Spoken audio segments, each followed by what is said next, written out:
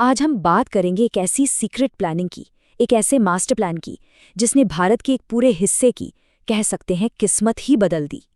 ये कहानी है एक ऐसे बड़े पॉलिटिकल फैसले की, जिसे सालों तक दुनिया की नज़रों से छिपाकर तैयार किया गया था। चलिए आपको सीधे ले चलते हैं उस रात में। तारीख थी 4 अगस्त 2019। श्रीनगर यानी कश्मीर की घाटी पर एक अजीब सी, एक अनकही खामोशी छा रही थी। माहौल में ना एक अजीब सी टेंशन थी, जैसे कुछ बहुत बड़ा होने वाला है, पर किसी को ठीक ठीक पता नहीं कि आखिर क्या। और फिर जैसे जैसे रात बढ़ी, मामला और भी सीरियस होता गया। एक एक करके फोन लाइनें डेड होने लगीं, इंटरनेट की स्पीड लगभग 0 हो गई। श्रीनगर की सड़कों पर पैरामिलिट्री फोर्सेस के ट्रक घूमने लगे, और कश्मीर के जो बड़े बड़े नेता थे, उन्हें अपने ही घरों में एक तरह से कैद कर लिया गया। माहौल साफ साफ बता रहा था कि ये कोई आम रात नहीं है। और फिर अगली सुबह हुई, 5 अगस्त 2019। रात के अंधेरे में जो पहेली थी, वो अब देश की संसद में खुलने वाली थी, और इसके साथ ही बदलने वाला था कश्मीर का पूरा भविष्य। और ये था वो ऐतिहासिक पल। गृह मंत्री अमित शाह ने संसद में खड़े होकर वो ऐलान किया, जिसने पूरे देश में हलचल मचा दी। और बस इस एक ऐलान के साथ 70 साल पुराना स्पेशल स्टेटस एक झटके में इतिहास बन गया। अब ये सब देखकर तो यही लगता है कि फैसला अचानक हुआ है ना, पर क्या वाकई ऐसा था? देखिए, असली कहानी उस दिन की नहीं है जो टीवी पे सबने देखी। असली कहानी है उन कई सालों की प्लानिंग की, जो किसी ने नहीं देखी, एक सीक्रेट प्लान की। इस पूरे ऑपरेशन के पीछे अगर एक दिमाग था, तो वो थे अजीत डोभाल। और उनकी ये सोच कोई नई नहीं थी, बल्कि दशकों पुरानी थी। इसकी जड़ें जाती हैं 1989 में, जब कश्मीर आतंकवाद की आग में जल रहा था, और डोभाल एक खुफिया अधिकारी के तौर पर वहां की हर नब्ज को समझ रहे थे।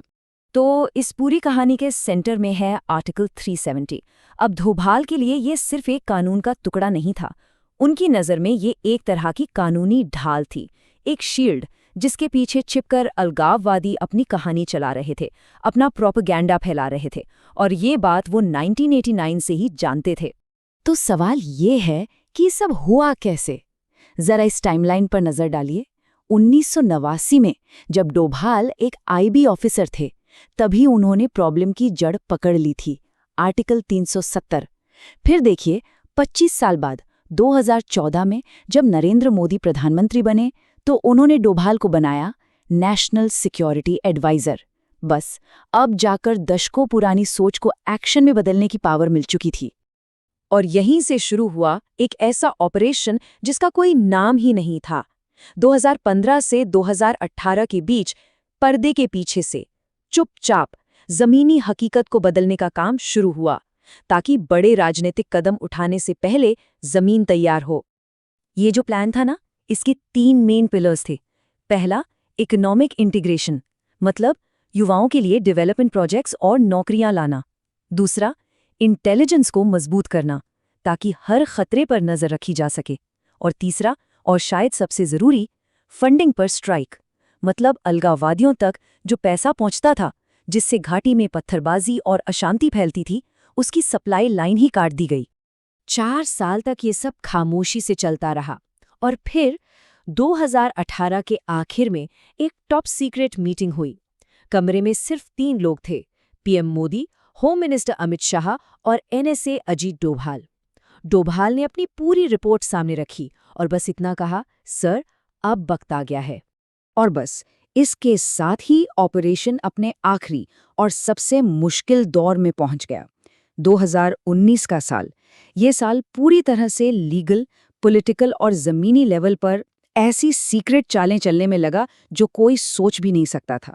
देखिए, सबसे बड़ी मुश्किल थी कानूनी। प्रॉब्लम ये थी कि आर्टिकल 370 हटाने के लिए कश्मीर की असेंबली से मंजूरी चाहिए थी, जो मिलना इम्पॉसिबल था। लेकिन टीम ने एक कमाल का रास्ता निकाला। उन्होंने आर्टिकल 370 के अंदर ही एक क्लॉज ढूंढा, जिसके हिसाब से अगर राज्य में प्रेसिडेंट्स रूल लगा हो, तो असेंबली की सारी पावर संसद के पास आ जाती है। मतलब संसद ने खुद ही खुद को मंजूरी दे दी।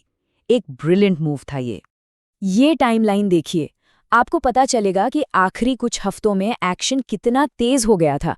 जुलाई में संसद में चुपचाप वोट जुटाए गए, फिर अमरनाथ यात्रा की सिक्योरिटी का बहाना बनाकर हजारों सैनिक घाटी में भेजे गए। 2 अगस्त को टूरिस्ट्स को अचानक घाटी खाली करने को कहा गया और 4 अगस्त की रात को पूरा कश्मीर लॉकडाउन। हर एक कदम एक कैलकुलेटेड मूव था। तो ठीक है, फैसला हो गया, पर उसके बाद क्या हुआ? जमीन पर क्या असर हुआ? दुनिया ने कैसे रिएक्ट किया? जो नतीजे आए वो कई लोगों के लिए काफी अनएक्सपेक्टेड थे।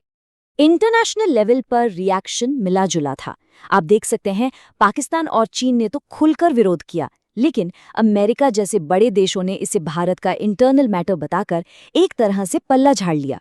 सालों की डिप्लोमेटिक तैयारी काम आ गई थी। और सबसे हैरान करने वाली बात, जिस बड़े पैमाने पर हिंसा का डर था, वैसी कोई हिंसा हुई ही नहीं। क्यों? क्योंकि पिछले 5 सालों की जो जमीनी तैयारी थी, उसने उन नेटवर्क्स की कमर पहले ही तोड़ दी थी जो भीड़ इकट्ठा करके अशांति फैला सकते थे। अच्छा, जमीन पर बदलाव का एक और बड़ा संकेत मिला पॉलिटिकल पार्टिसिपेशन से। इस फैसले के बाद जो पंचायत चुनाव हुए, उसमें 76% वोटिंग हुई। एक रिकॉर्ड था ये। और ये सिर्फ चुनाव की बात नहीं थी, कई बड़े कानूनी बदलाव हुए। जो राष्ट्रीय कानून जैसे राइट टू इन्फॉर्मेशन यानी आरटीआई और पॉलिटिकल रिजर्वेशन पूरे देश में लागू थे, वो अब कश्मीर में भी लागू हो गए। महिलाओं को ज्यादा अधिकार मिले।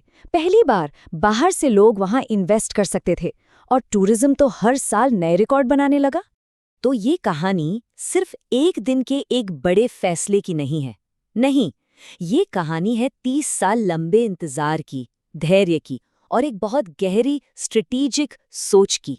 इस पूरी प्लानिंग के पीछे की जो फिलॉसफी है, वो अजीत डोभाल के इस एक विचार में समझी जा सकती है। असली जंग कभी सिर्फ बंदूक से नहीं जीती जाती, ये दिमाग से, धैर्य से और सही वक्त का इंतजार करके जीती जाती है। ये जो पूरा ऑपरेशन था ना, वो इसी सोच का एक परफेक्ट एग्जाम्पल था। और ये पूरी कहानी हमें एक बहुत बड़े सवाल पर लाकर छोड़ देती है। क्या आज की इस तेज रफ्तार दुनिया में दशकों तक चलने वाली ऐसी खामोश और लंबी प्लानिंग ही जियोपॉलिटिक्स का सबसे पावरफुल हथियार है? इस पर सोचिएगा जरूर।